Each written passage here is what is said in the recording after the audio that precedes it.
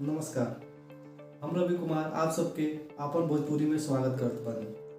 जैसन कि आज कोनो न्यूज चैनल, अखबार, सोशल साइट खोली त कोरोना के एगो नया स्वरूप देखे के मिलता, जौना के वैज्ञानिक लोग ओमिक्रॉन वेरिएंट नाम देले बाने।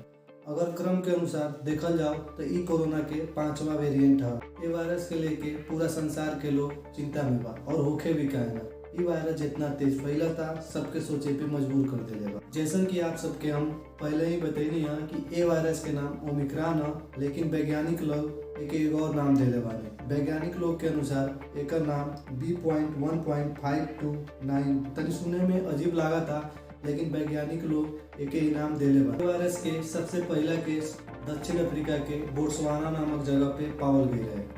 वहाँ के वैज्ञानिक लोग 24 नवंबर 2021 के एक वायरस के बारे में विश्व स्वास्थ्य संगठन यानी WHO के बता। थोड़ा सा WHO के बारे में बात कर जाओ, ये एगो संस्था है जो दुनिया भर के बीमारियों के बारे में जानकारी रखेला और बीमारियों से बचे के उपाय, बीमारियों के दवा और बीमारियों के बारे में सही जानकारी लोगों के बतावा के भी काम करेला।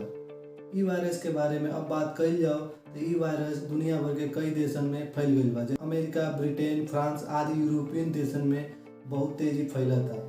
अब बात ए वायरस के फैला के बारे में कही जाओ तो ई वायरस विश्व स्वास्थ्य संगठन या WHO के एक शोध के अनुसार कोरोना के बाकी वेरिएंट से 500% तेज फैला था। अगर आज के ही बात कही जाओ तो अमेरिका में रोज कोरोना के 10 लाख से ज्यादा केस आवता। वैज्ञानिक लोग भी एक शोध कर रहे बाने कि ई वायरस काहे इतना तेज फैला था और विश्वास बा कि जल्दी एकर पता लगा लिया। ए वायरस के लेके दिल्ली सरकार सतर्क भी हो गई बिया और उचित कदम भी उठा रही बिया। जैसे कुछ जगहों पे जहाँ तेजी से फैला था, लॉकडाउन लगा के फैसला भी ले ले। अब आप सबसे यह विनती बा कि कोरोना से जुड़ल सरकार के सभी नियमों के पालन करी और अपने और अपने परिवार के स्वस्थ रखी। और ऐसे ही वीडियो अपनी मातृभाषा में पावे खातिर आपन भोजपुरी चैनल के सब्सक्राइब करी और बेल आइकन जरूर दबाई।